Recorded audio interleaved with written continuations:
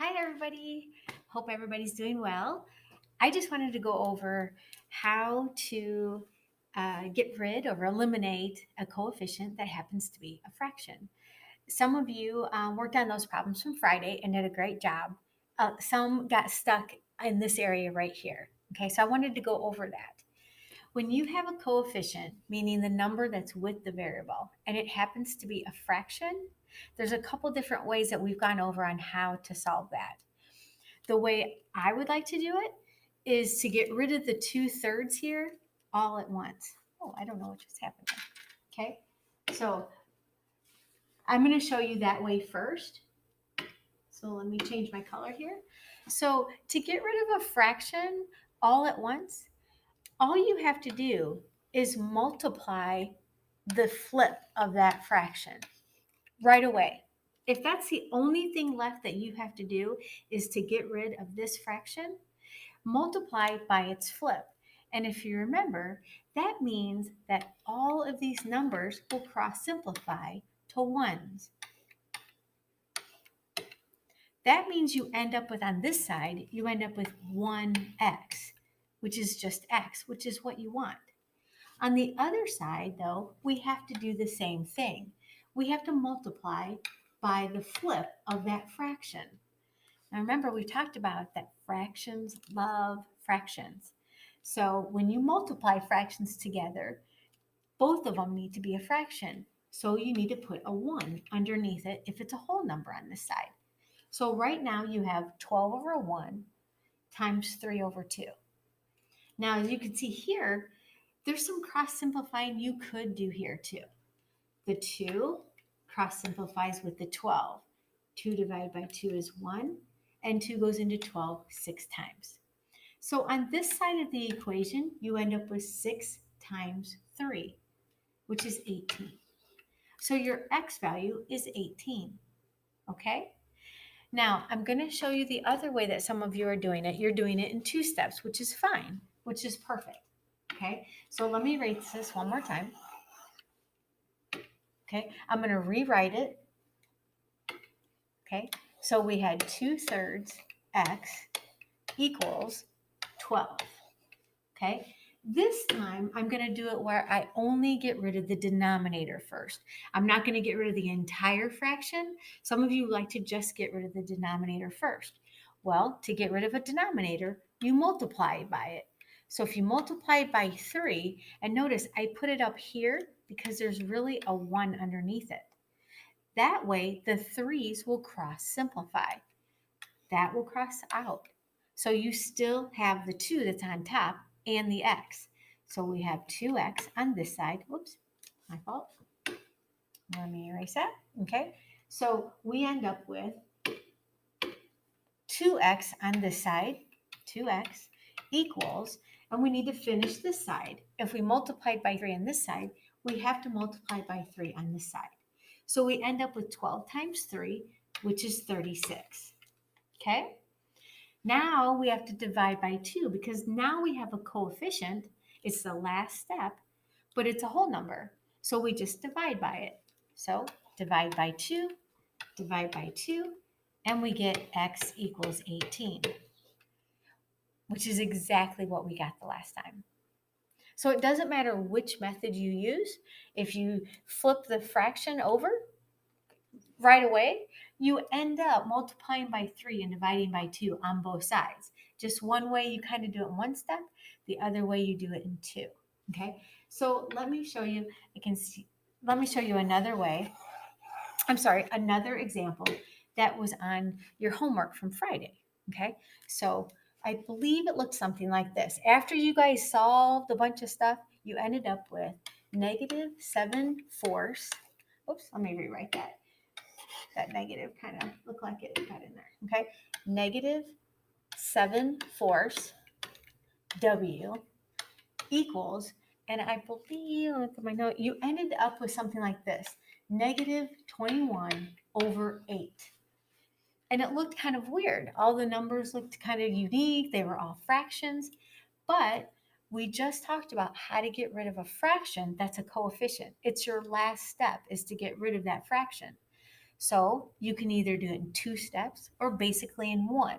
So I'm going to show you doing it in one step first. Okay. So let's say on this side, to get rid of this entire fraction at once, I'm just going to multiply by its flip. So I'll get -4/7. And look what happens. Your 4's cancel out. Your 7's cancel out. The negative cancels out. Okay? So on this side, you end up with just W, which is what you want.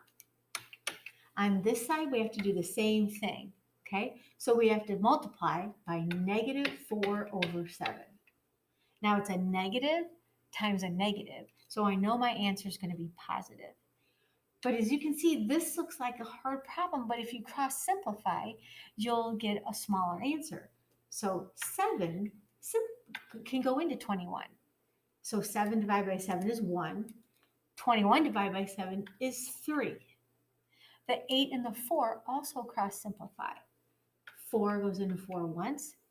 4 goes into 8 twice. So keep track of what's on your numerators and what's still there for your denominators. So on top, I still have a 3 times a 1, which is 3. And on bottom, I have a 2 times a 1, which is 2. And there's your answer, 3/2, which is the answer that was on one of your slides. Okay? Now, let me go over it one more time for those of you that like to do it in 2 steps. We should get the same answer. So let's try it. So we had -7/4 W equals -21/8. Okay, now let's do it in those couple of steps. So let's just get rid of the denominator. So the denominator is -4. We want to get rid of that negative. So don't just multiply by 4, multiply by -4. So let's multiply by -4, and we'll multiply this side by -4. Now remember, this -4, I write it up kind of high because there's really a 1 underneath it. Okay, you don't have to write it, but you can. But you notice this -4 cancels. Now we still have the 7 and the W over 1, which is just 7W. Okay, now on this side, we have the -4 as well over 1. Okay, now the 4 and the 8 can cross simplify. So I'm going to cross off this 4 and it goes into 8 twice. Okay, I have a negative times a negative, so I know my answer is positive. So I have a -21 times a -1. Well, that's just 21. I have a 2 times a 1, so that's just 2. So if you notice, we still have a fraction here, but on the other side, with our variable, is a whole number. So our variable here has a whole number. So as our coefficient, divide by 7. Now on this side, you need to divide by 7. But do you notice you have a fraction? And anytime you deal with dividing fractions, you have to flip the number you're dividing by. So instead of dividing by 7, we're going to multiply by its flip. Multiply by 1/7. The 7 cross simplifies over here. 7 goes to 7 once. 21 divided by 7 is 3. And we end up with a 3 times 1 on the top, which is 3. And a 2 times 1 on the bottom. And over here, we just have W because the 7's cancel. Okay, now this part, oh, you probably can't see that a little bit. Okay, so on this part, it's a little harder to remember that when you have a fraction and you got to divide it by a whole number or a fraction divided by a fraction, anytime you're doing division of fractions, you're going to have to flip whatever you're dividing by into multiplying its flip. Okay, this is a keep, change, flip situation. Okay, I prefer the first way, flip from the start, and then you don't have to remember all that down here. Okay, but either way, that's how you do it. Okay, let's try. Oops, let me erase this. Okay, and let's try one more. Okay, so let's say I have something like 3/4 x equals, we'll say 24. Okay, now you could have had a long equation up here that you did maybe the distributive property, you combined like terms, and somehow you got to this point, okay, towards the end of your equation solving. So you have a fraction that's a coefficient with the x. Right away, you can just multiply its flip. Let's multiply by 4 over 3. Multiply this side by 4 over 3. And let's see what happens. On this side, what's going to happen? They're all going to cancel out right away. So then you get 1x equals. Now on this side, remember we have one fraction here and a whole number. Fractions love fractions. Let's turn that whole number into a fraction and see what happens. Okay? Do you see that these might cross simplify?